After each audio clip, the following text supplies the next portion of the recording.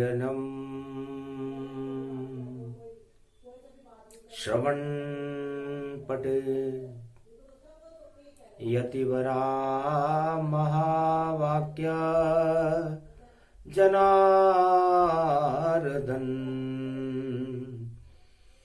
सच्चिदानंद त्वं शरणं ब्रजेश यादवेन्द्रं दयादाता पुंडरीक्षा क्षीरसागर शयनम् कमलनयनं नमस्तुते नमामि श्रीहरि।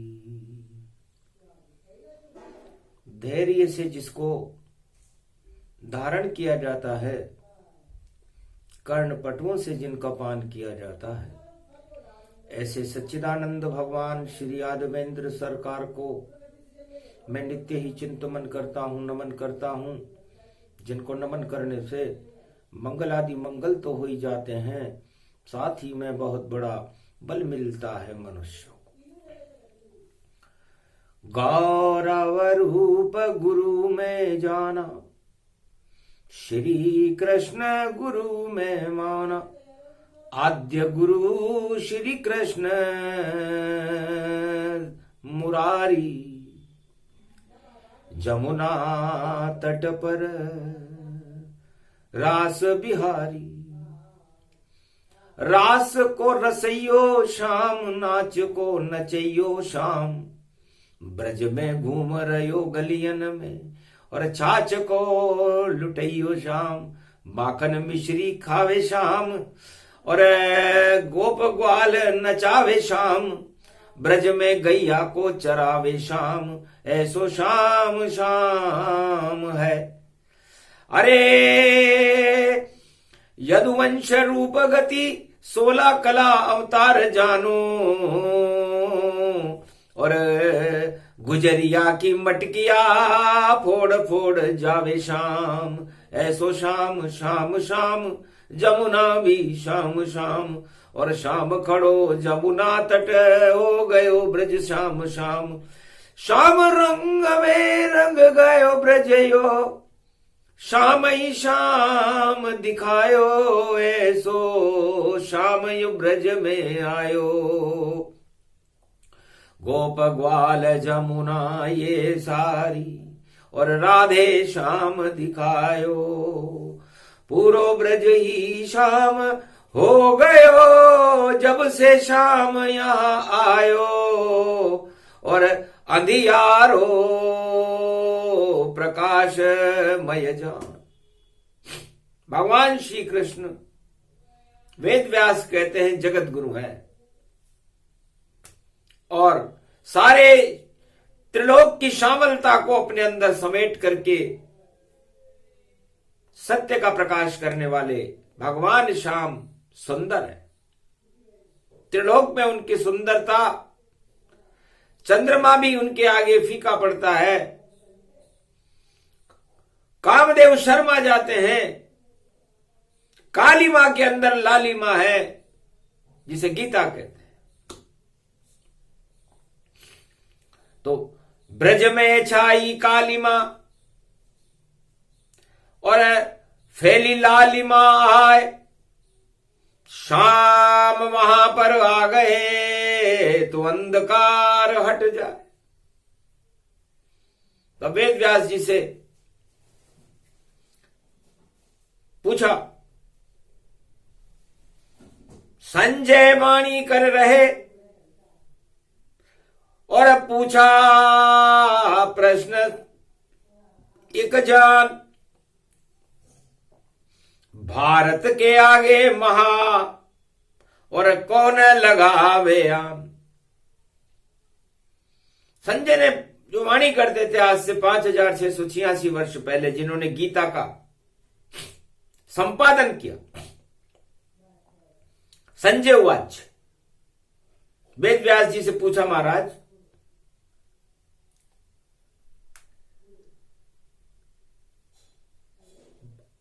ये ब्रजधाम पूरा भारत है, तो इसके आगे महा कौन लगा रहा है? और महाभारत किसे कहते हैं? भारत के आगे ये महा कहां से आ गया? वेद व्यास सुन संजय वाणी, मधुर मधुर मन गए मुस्कानी।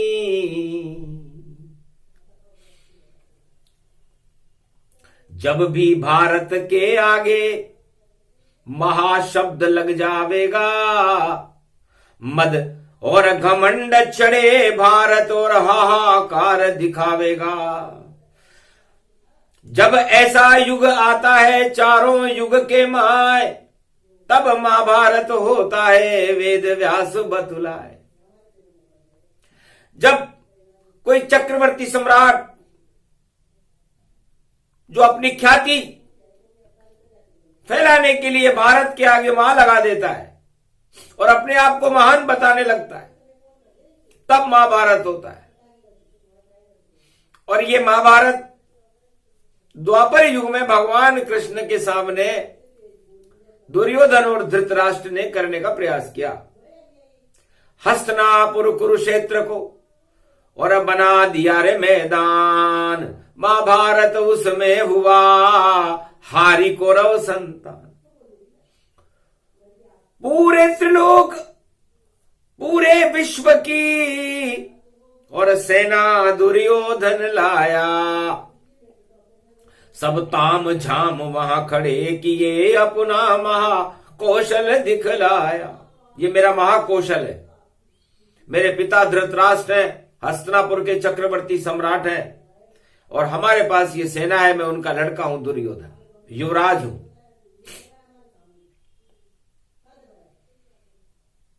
देखो मेरा वैभव हस्तिनापुर, देखो मेरी राज्य की शान, और देखो मेरे युद्ध की नीति। मैं खड़ा कुरुक्षेत्र मैदान, 18 क्षोणी सेना, और यही शक्ति यही सम्मान, जिसमें हिम्मत हो दे मुझे चुनौती, और ये महाभारत प्रगटा।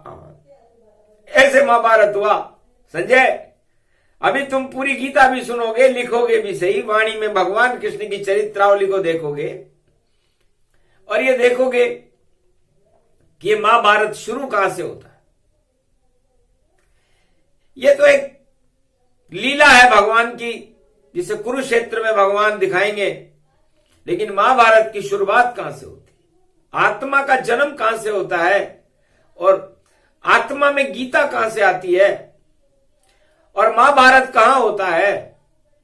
और उस महाभारत को करने के लिए कौन कौन सी वस्तुएं, कौन कौन से मद हर आत्मा के शरीर में रहते हैं, चाहे वो राजा हो या प्रजा हो, कोई भी हो। तो राज प्रबल हट तीन हट, नारी प्रबल हट जान, बाल प्रबल हट जब मिले तो महाभारत गतिमान। है संजय, महाभारत अलग है और गीता अलग है।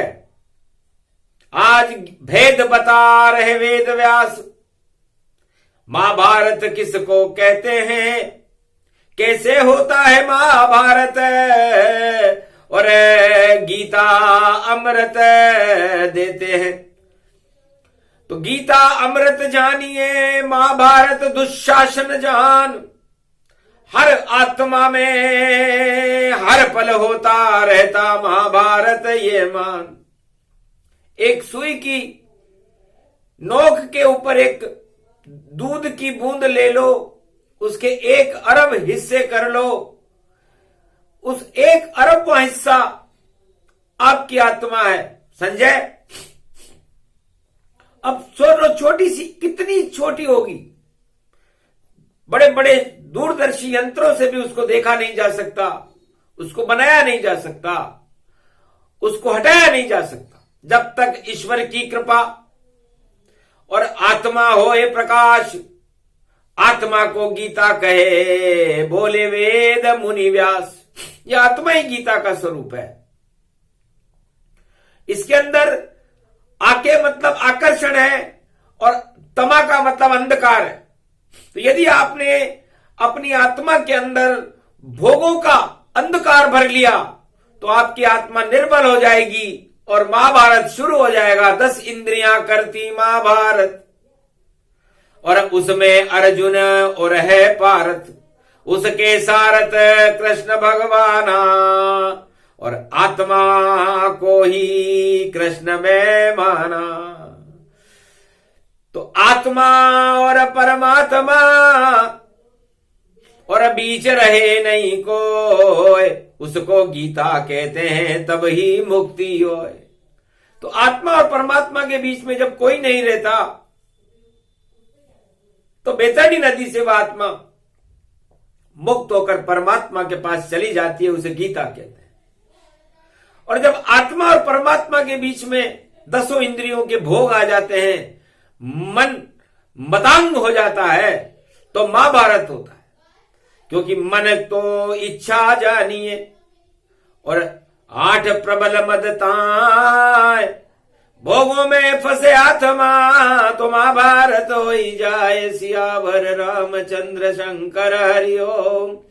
तो मन, जीव और आत्मा, तो जीव ये अर्जुन है बेचारा, कितना निर्बल रूप तुम्हारा। ये जीव अर्जुन है। आत्मा के अंदर जो शक्ति है वो भगवान कृष्ण है और 10 इंद्रियां दुर्योधन के समान है, जो सारे भोगों को लेकर 18 अक्षोणी भोगों को लेकर के और इस आत्मा पर प्रबल प्रहार करने के लिए तैयार रहती है। जीव निर्बल जीव अर्जुन है और कैसे जीते जंग, जब तक जीव पर चढ़े नहीं आत्मा के शाम के रंग। तो जब तक आत्मा का रंग जीव के साथ न हो तब तक जीव इस महाभारत की जंग में विजेता नहीं बन सकता। और मन मतंग आंधी तूफाना, इसको ही महाभारत माना। 10 इंद्रियां भोग में और करती रहे हुड़दंग, भोगों में फंस जाए जीव तो महाभारत का जंग। तो हमारा ये पंच तत्व का शरीर भारत है। भारत कोई राष्ट्र भी है, लेकिन हर पंच तत्व की आत्मा को जो भारत में जन्म लेती है अपने आप को भारत का एक अंश माने।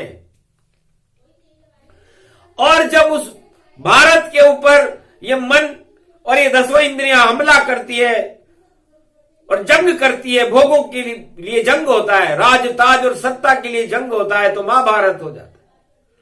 तो पंच तत्व में हो महाभारत और जीव को कौन बचावेगा।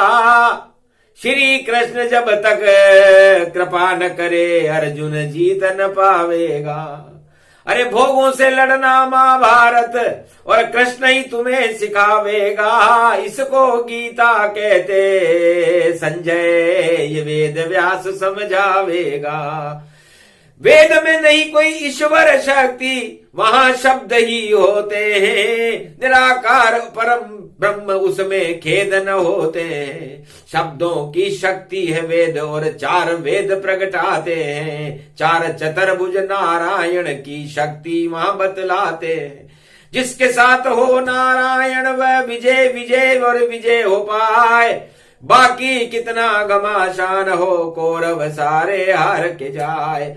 ऐसा महाभारत हर पल दुनिया में हर क्षण होता रहता है और जीव बिचारा इस मृत्युलोक में रोता रोता रोता है, रोता ही रहता है ये जीव। क्यों? क्योंकि वो आत्मा की शरण में नहीं जाता, परमात्मा की शरण में नहीं जाता, इसलिए युद्ध हार जाता है। और महाभारत यहां पर हर पल होता रहता है। सत्ता के लिए महाभारत हमने, भोगों के लिए लाखों देखे, अरबों देखे, खरबों देखे और रोज रोज हमने देखे। वेद व्यास कहने लगे सुन ले संजय ज्ञान, अरे तुझको तो दिव्य दृष्टि प्राप्त है और कृपा कृष्ण भगवान, तुम्हें खुद वाणी आती है और प्रश्न मेरे से पूछ रहे हो। तो आज वेद व्यास का मूड था गुरुवार की बात और कलयुग सुबह प्रभात है तो बता रहे हैं बात। तो राजहट, बालहट और नारीहट जब मिलते हैं तब महाभारत होता है और उस सत्ता का पतन हो जाता है जो इन तीनों पर अपना नियंत्रण स्थापित करने का प्रयास करता है, राजहट, बालहट और नारीहट। तो चले महाभारत में अब संजय और ज्ञान तुम्हें बतलाते हैं और राजहट है दुर्योधन का, महाभारत धृतराष्ट्र करवाते हैं और बालहट अर्जुन बना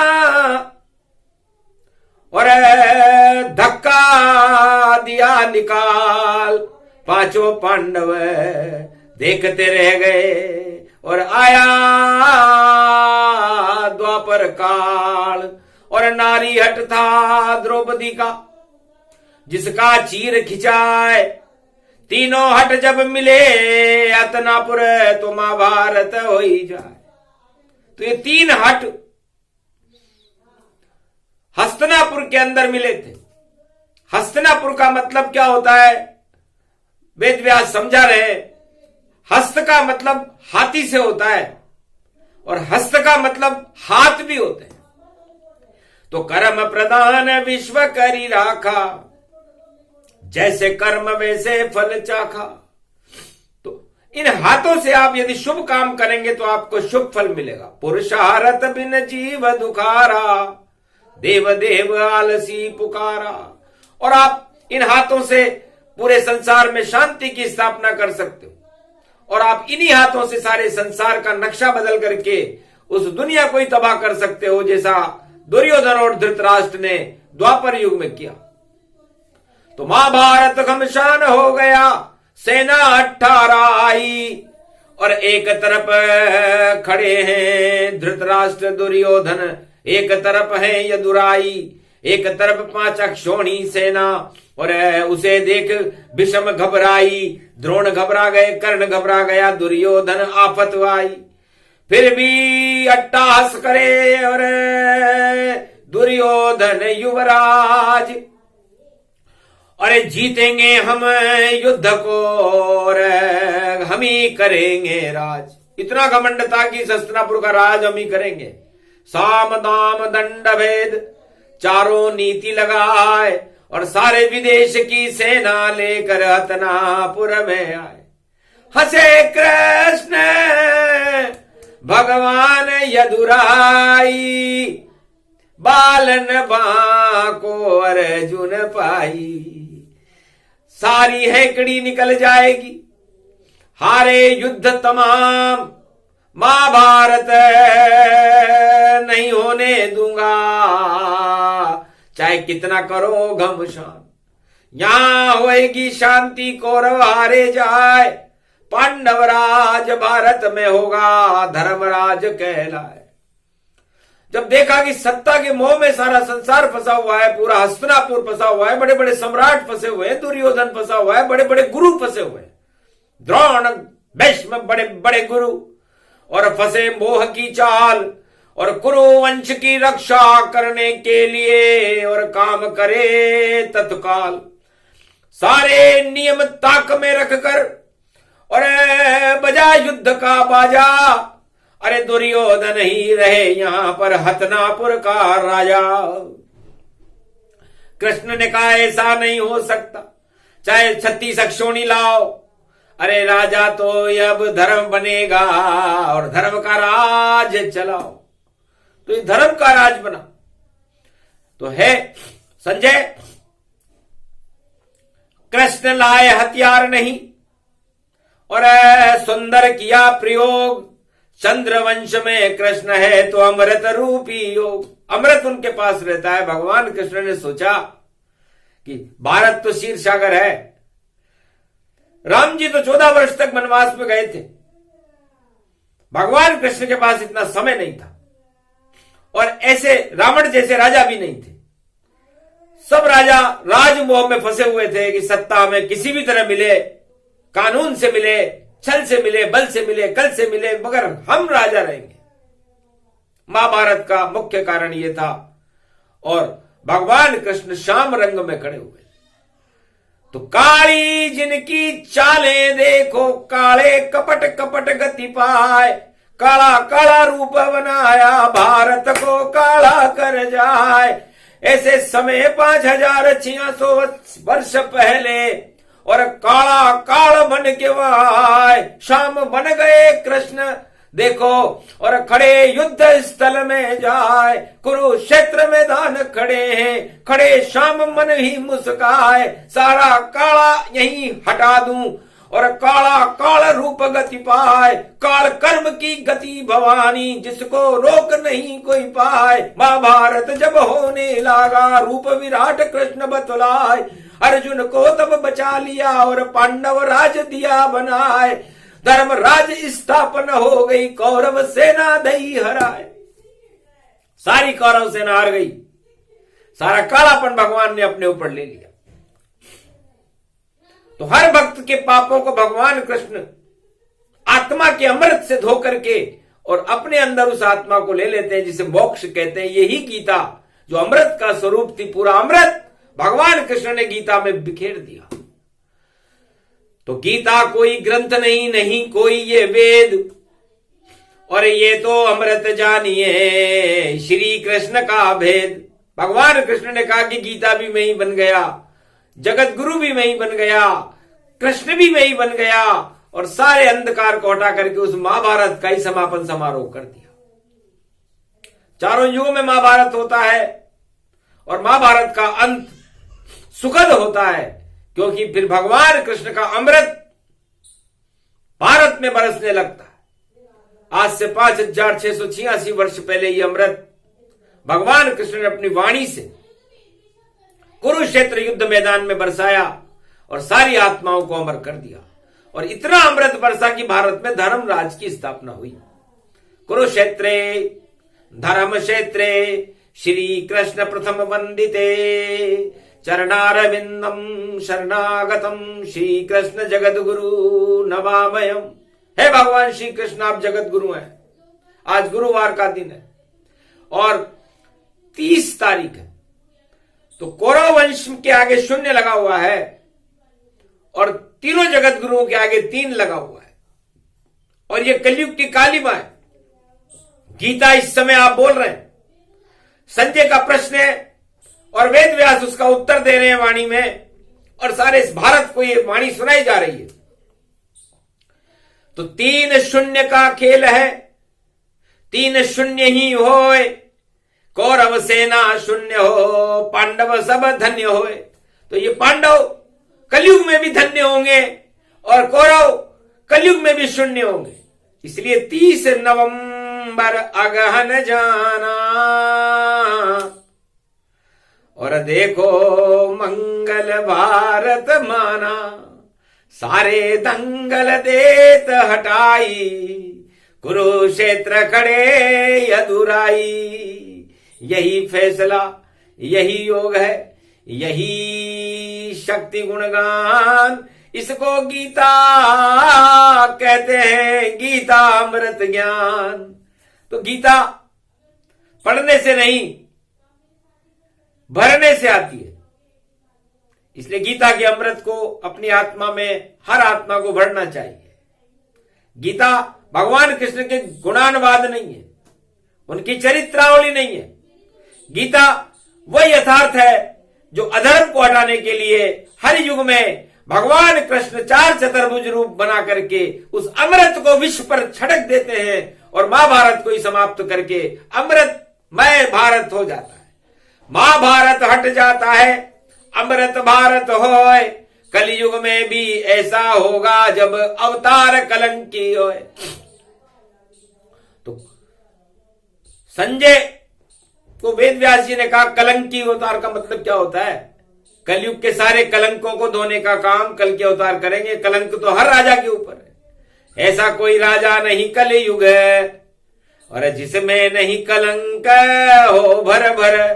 और वो कलंक हर राजा के माथे पर देखो बोल रहे। फिर भी राजा सत्यवादी बताते अपने को और मदांध मद में डोल रहे।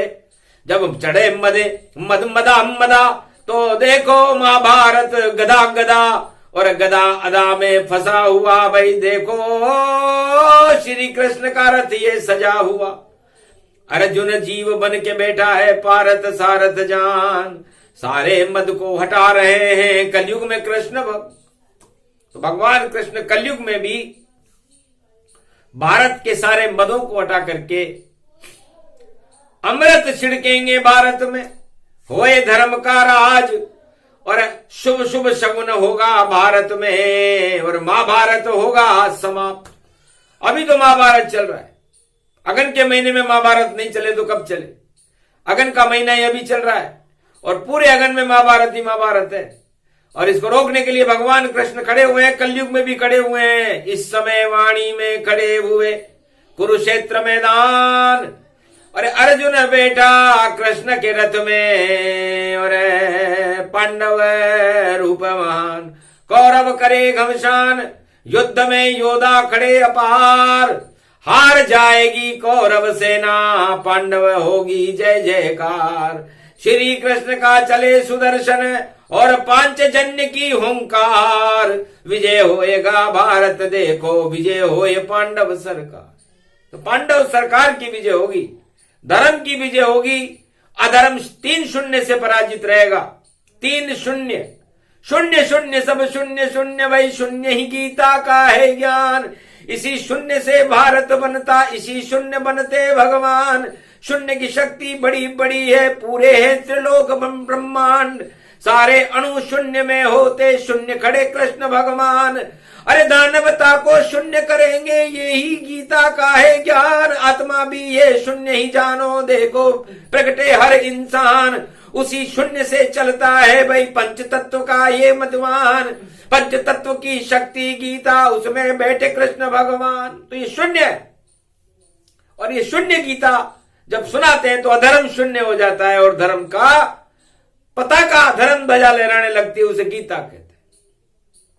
तो धर्म ध्वजाओं को लहराने के लिए और दानवता को शून्य करने के लिए और मानवता का प्रकाश करने के लिए ये गीता का 3रा अध्याय भगवान श्री कृष्ण ने कुरुक्षेत्र मैदान में वेद व्यास ने बता दिया महाभारत का ज्ञान।